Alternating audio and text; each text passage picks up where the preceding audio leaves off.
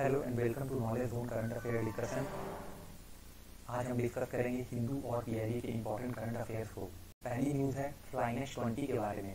अभी न्यूज़ में क्यों है, देखिए फ्लाइनेक्स 20 जो है वो एक बाईलैटरल मेरीटाइम एक्सरसाइज है इंडियन नेवी और श्रीलंकन नेवी के बीच में। इसका जो 8वां एडिशन है उसको शेड्यूल ऑफ कर दिया गया है त्रिकोणाली श्रीलंका में फ्रॉम अक्टूबर 19 टू 21। इसकी प्रीवियस एडिशन जो थी उसको कंडक्ट किया गया था विशाखापट्टनम में इन सितंबर 2019। फ्लाइनेक्स सीरीज ऑफ एक्सरसाइज जो है उसका इम्फेसिस होता है ताकि दोनों कंट्रीज यानी इंडिया और श्रीलंका के बीच में जो इंगेजमेंट है उसको बढ़ाया जा सके। इसके अलावा जो म्यूचुअल कोऑपरेशन होती है मेरी टाइम डोमेन में उसको स्ट्रेंथन किया जाए। डिटेल्स जान लेते हैं। देखिए यहाँ पर दोनों कंट्रीज जो है वो अपनी अपनी शिप्स को रिप्रेजेंट करेगी और अपने जो डिफरेंट इक्विपमेंट हैं उनको रिप्रेजेंट करेगी।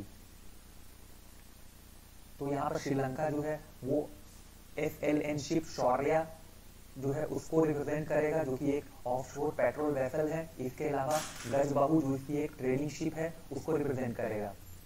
इंडिया जो है यहाँ पर अपने इंडिजीनियसली बिल्ट AHW कॉर्वेट कमोट्रा और किल्टन को रिप्रेजेंट करेगा। इसके अलावा जो है इंडिया यहाँ पर एडवांस्ड लाइट हेलीकॉप्टर और चेतक हेलीकॉप्टर को भी इम्बार्क करेगा इंडियन नेवी के शिप पर। यहाँ पर इंडिया की डॉर्नियर मेरीटाइम पेट्रोल एयरक्राफ्ट भी इस एक्सरसाइज में पार्टिसिपेट करेगी। एम क्या है इसका, देखिए फ्लाइनेक्स 20 जो है इसका एम है कि जो इंटरऑपरेबिलिटी होती है उसको इनहेंस किया जाए। इसके अलावा म्यूचुअल अंडरस्टैंडिंग को इम्प्रूव किया जाए और दोनों कंट्रीज के बीच में जो है वो बेस्ट प्रैक्टिसेस और प्रोसीजर्स को इनहेंस किया जाए for multi faceted maritime operation. इसके अलावा जो एक्सरसाइज है वो दोनों कंट्रीज की जो कैपेबिलिटी को शोकेस करेगा। जैसे इंडिया का अभी फोकस है इंडिजीनियसली बिल्ट चीज़ों पर, तो यहाँ पर इंडिया की कैपेबिलिटी जो है उसको यहाँ पर शोकेस करेगा। जो हमारे देश की नेवल शिप की कैपेबिलिटी कंस्ट्रक्शन कैपेबिलिटी है उसको यहाँ पे शोकेस करेगा। इसके अलावा इस एक्सरसाइज में surface and anti exercise including weapon firing, seamanship evolution manoeuvre and cross deck flying operation को भी यहाँ पर परफॉर्म किया जाएगा इस एक्सरसाइज के दौरान, जिससे कि फर्दर इनहेंस होगी हाई डिग्री ऑफ इंटरऑपरेबिलिटी। अगली न्यूज़ है food consumption report by WWF यानी कि वर्ल्ड वाइल्ड लाइफ फंड के द्वारा। न्यूज़ में क्यों है, वर्ल्ड वाइल्ड लाइफ फंड ने यहाँ पर अपनी एक रिपोर्ट पब्लिश की है बेंडिंग द कर्व, जिसमें उन्होंने restorative power of planet based diet के बारे में बताया है। इस रिपोर्ट में डिटेल एनालिसिस की गई है डिफरेंट कंट्रीज की फूड कंजम्पशन पैटर्न के बारे में। यहाँ पे 147 कंट्रीज और 6 रीजन को इंक्लूड किया गया है। इसके अलावा 75 कंट्रीज के नेशनल डाइटरी गाइडलाइंस को कंसीडर किया गया है। यहाँ पर ईच कंट्री और रीजन पे क्या इम्पैक्ट होगा उनके डाइट का उसको असेस किया गया है। इसके अलावा उसके क्या इन्वायरमेंटल और हेल्थ इंडिकेटर्स हैं इसको भी यहाँ पर कंसीडर किया गया है। इस रिपोर्ट में जितने भी कंट्री और रीजन हैं वहाँ पे जो डाइट का इम्पैक्ट है उसको कंसीडर किया गया है अकॉर्डिंग टू इन्वायरमेंटल और हेल्थ इंडिकेटर के अकॉर्डिंग। यहाँ पे डाइटरी पैटर्न जो है उसको असेस किया गया है डिफरेंट पैटर्न के अकॉर्डिंग, जैसे current diet, national dietary guidelines, flexitarian, pescatarian, vegetarian और वीगन के अकॉर्डिंग। जैसे यहाँ पर बताया गया है करंट डाइट में जो है जो एवरेज डाइट जो किसी भी कंट्री के सिटीजन कंज्यूम करते हैं उसके बारे में। इसके अलावा नेशनल डाइटरी गाइडलाइंस वो भी यहाँ पर फॉरवर्ड किया गया है, जिसमें गवर्नमेंट के डिपार्टमेंट जो है किसी भी कंट्री के वो कंसर्न होते हैं डाइटरी गाइडलाइन के बारे में, उसके बारे में बताया गया है। इसके अलावा फ्लेक्सिटेरियन यानी प्लांट बेस्ड डाइट के बारे में यहाँ बताया गया है, जिसमें moderate animal force food consumption होते हैं जिसमें मीट इंक्लूड होता है। पेस्केटेरियन की अगर बात की जाए तो इसमें रिप्लेस किया जाता है मीट को 2/3 फिश से और सी फूड से। इसके अलावा 1/3 फ्रूट्स एंड वेजिटेबल्स इसमें मौजूद होते हैं।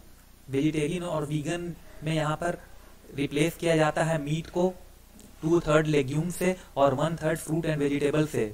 देखिए वेजिटेरियन और वीगन ऑलमोस्ट सेम है, लेकिन वीगन में जो है वहां पर एनिमल के जो भी सोर्स फूड है उसको पूरी तरह से रिप्लेस किया जाता है 2/3 लेग्यूम्स और 1/3 फ्रूट एंड वेजिटेबल्स से। की फाइंडिंग्स क्या रही इस रिपोर्ट की?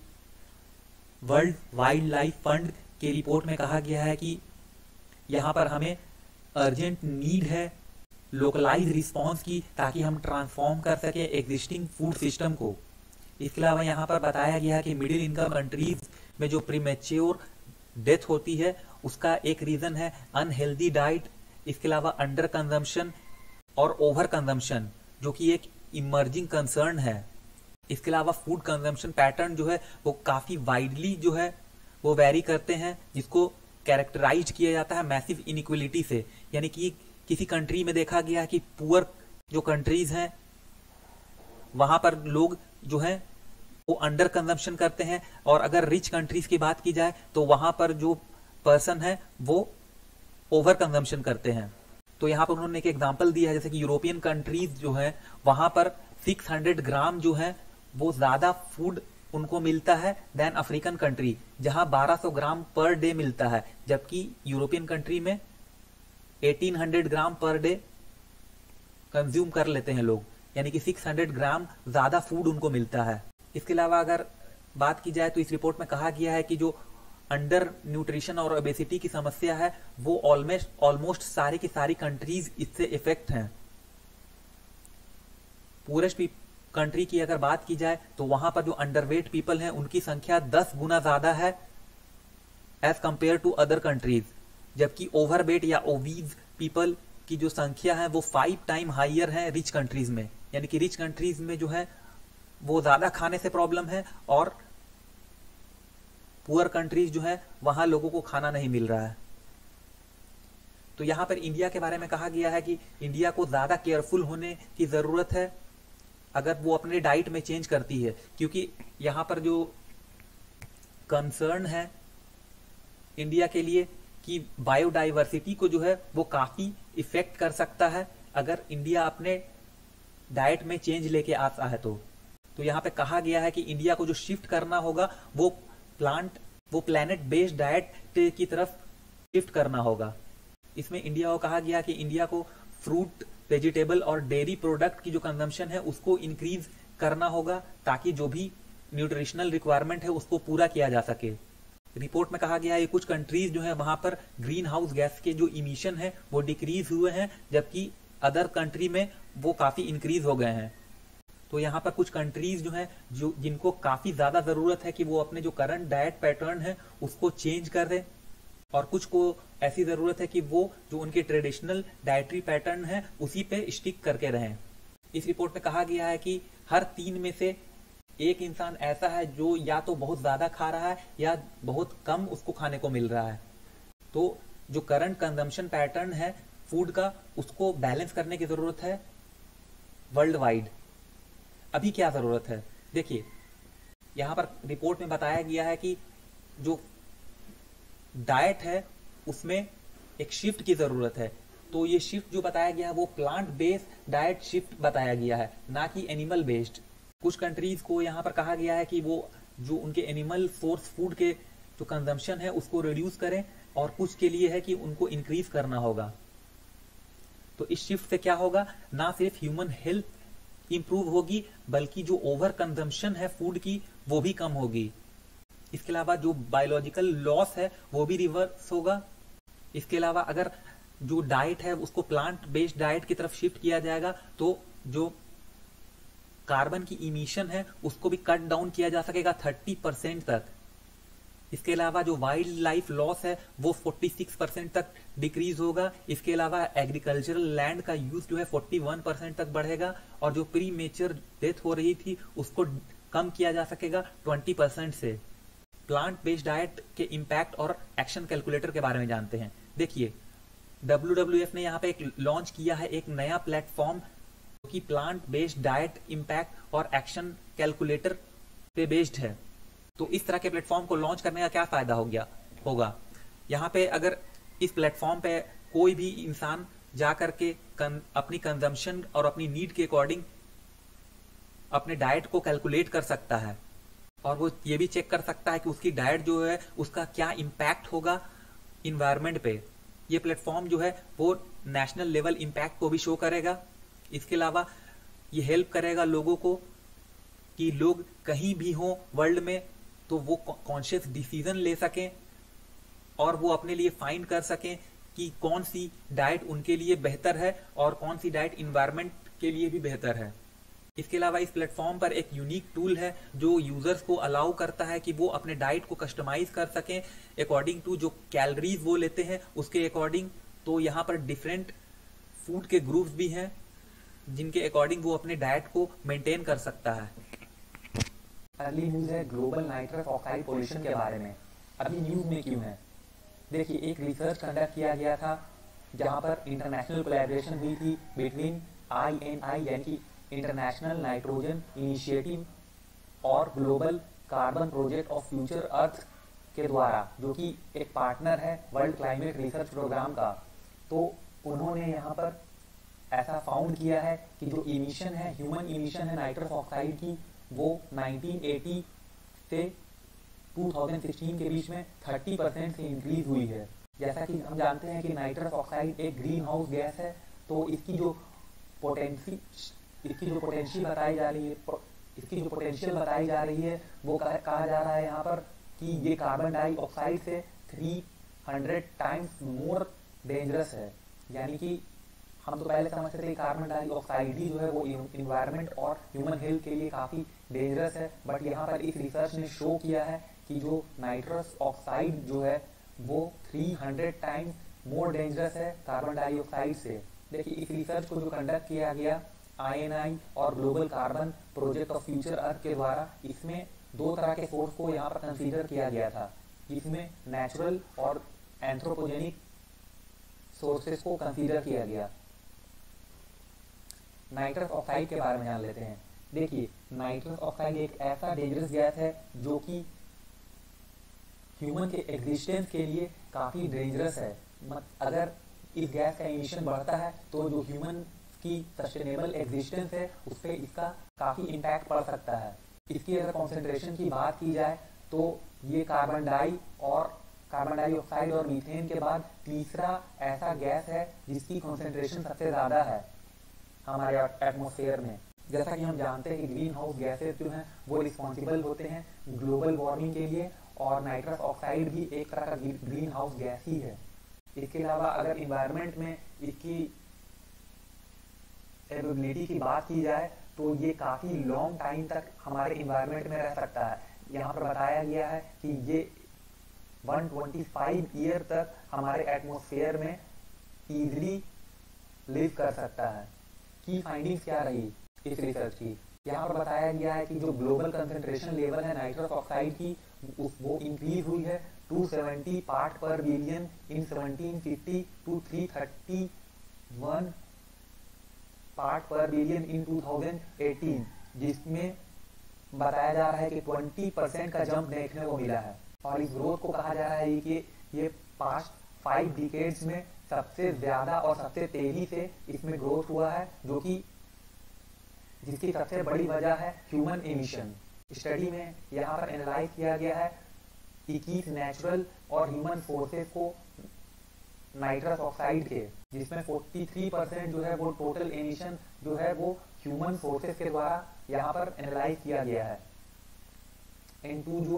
N2O एक ऐसा गैस है जो सबसे ज्यादा डेंजरस है ओजोन लेयर के लिए, क्योंकि ये सबसे ज्यादा समय तक एटमॉस्फेयर में एक्यूमुलेट करता है, जस्ट लाइक CO2। क्योंकि CO2 के बारे में भी हम जानते हैं कि वो काफी लंबे समय तक हमारे एटमॉस्फेयर में रह सकता है, उसी तरह N2O जो है वो भी काफी लंबे समय तक हमारे एटमॉस्फेयर में रह सकता है, जिसकी वजह से ये ओजोन लेयर के लिए एक थ्रेट है। अभी जो इसके अलावा इसकी जो इमिशन ट्रैजेक्टरी है वो काफी हाइयर यहाँ पर दिखाई गई है, जो हम वर्स्ट सिचुएशन में जितनी कंसीडर करते हैं कि इमिशन हो सकती है उससे भी ज्यादा यहाँ पर इसकी ट्रैजेक्टरी को हाई बताया गया है। अगर इसी तरह से N2O की इमिशन बढ़ेगी तो जो क्लाइमेट बर्डन होगा एटमॉस्फेयर पे वो भी इंक्रीज करेगा from non carbon forces as well. तो जो हमारा मेजर फोकस होना चाहिए ग्लोबल क्लाइमेट चेंज निगोशिएशन में, जो कि अभी देखिए अभी क्या है, हमारा मेन जो फोकस है क्लाइमेट चेंज में वो है कि हम निगोशिएट करें कार्बन और इसके इमिशन को, लेकिन यहाँ पर कार्बन से ज़्यादा यहाँ पर बताया जाए कि नाइट्रस ऑक्साइड गैस जो है वो हार्मफुल है। तो हमें एक नया प्लान तैयार करना हुआ है किस तरह से हम जो अपना फोकस है उसको नाइट्रस ऑक्साइड के इमिशन की तरफ भी शिफ्ट करें, ताकि जो इसका बर्डन है क्लाइमेट पे उसको कम किया जा सके। कंक्लूजन क्या है, देखिए पहले से ही कुछ अच्छी प्रैक्टिसेस हैं जिनको अगर अप्लाई किया जाएगा तो हम नाइट्रस ऑक्साइड के जो इमिशन है उसमें कुछ कमी लेके आ सकते हैं। अगर यूरोप के कंट्रीज की बात की जाए तो वहाँ पर कुछ अच्छे मेजर्स लिए गए हैं इंडस्ट्रियल और एग्रीकल्चरल पॉलिसी के अकॉर्डिंग, जिससे इसकी इमिशन में कुछ हद तक कमी देखने को मिली है, लेकिन अभी फर्दर एफर्ट लगाने की जरूरत है ग्लोबल लेवल पर भी। अगर ग्रीन हाउस गैसेस के इमिशन में अगर हम कमी लेके आते हैं तो इससे क्या होगा कि जो वाटर पोल्यूशन है या एयर में जो पोल्यूशन है उसमें काफी कमी आएगी। इसके बाद ह्यूमन हेल्थ भी जो है वो इम्प्रूव होगा। और ऐसा नहीं है कि इम्पॉसिबल है कि हम N2O की इमिशन को कम कर दें। अगर United nation resolution on sustainable nitrogen management जो कि 2019 में इम्प्लीमेंट की गई थी, अगर उसको 2019 में जो आई थी उसको अगर सही तरह से इम्प्लीमेंट किया जाए तो पॉसिबल है कि हम इसके इमिशन को स्लो डाउन कर सकते हैं। अगर इंडिया की बात की जाए तो इंडिया ने यहाँ पर लीड किया है फर्स्ट एवर नाइट्रोजन रेजोल्यूशन, जिसको अडॉप्ट किया गया था 4th united nation environment assembly में with the help of INI के द्वारा, with the help of INI। तो यहाँ पर देखा जा सकता है कि तो यहाँ पे हम कह सकते हैं कि इसको रिड्यूस करना इम्पॉसिबल नहीं है। अगली न्यूज है वर्ल्ड स्टैटिस्टिक डे 2020 के बारे में। न्यूज में क्यों है, देखिए 3rd वर्ल्ड स्टैटिस्टिक डे जो है उसको सेलिब्रेट किया जाएगा around the globe on 20th of October 2020 को। और इस बार की जो थीम होगी वो होगी connecting the world with data we can trust. ये थीम जो है वो रिफ्लेक्ट करेगा importance of trust, authoritative data, innovation and the public goods को इन नेशनल स्टैटिस्टिकल सिस्टम में। वर्ल्ड स्टैटिस्टिक डे 2020 कैंपेन के बारे में जान लेते हैं। वर्ल्ड स्टैटिस्टिक डे 2020 सेलिब्रेशन जो है उसको ये एक ग्लोबल कोलैबोरेटिव एंडेवर है जिसको ऑर्गेनाइज किया जाता है under the guidance of United Nations statistical commission के द्वारा। Statistics division of United nation department of economic affair ये एक ग्लोबल कोऑर्डिनेटर है इस कैंपेन की। बैकग्राउंड जान लेते हैं। देखिए फरवरी 2010 में यूनाइटेड नेशन स्टैटिस्टिकल कमीशन ने प्रपोज किया था कि 20th of October 2010 को सेलिब्रेट किया जाए एज वर्ल्ड स्टैटिस्टिक डे के तौर पर। तो यहाँ पर जनरल असेंबली ने अडॉप्ट किया 3rd जून 2010 रेजोल्यूशन को, जिसमें ऑफिशियली डेजिग्नेट किया गया 20th of October 2010 को as first ever world statistic day, जिसकी जनरल थीम थी celebrating the many achievement of the official statistics. इसके अलावा फिर 2015 में जनरल असेंबली ने डिसाइड किया कि 20th of October 2015 को डेजिग्नेट किया जाएगा as 2nd world statistic day, जिसकी जनरल थीम होगी बेटर डेटा बेटर लाइफ। इसके अलावा यहाँ पे कहा गया कि वर्ल्ड स्टैटिस्टिक डे को हर 5 साल पर सेलिब्रेट किया जाएगा 20th of October के दिन। तो ये थी सारी डिटेल्स वर्ल्ड स्टैटिस्टिक डे के बारे में।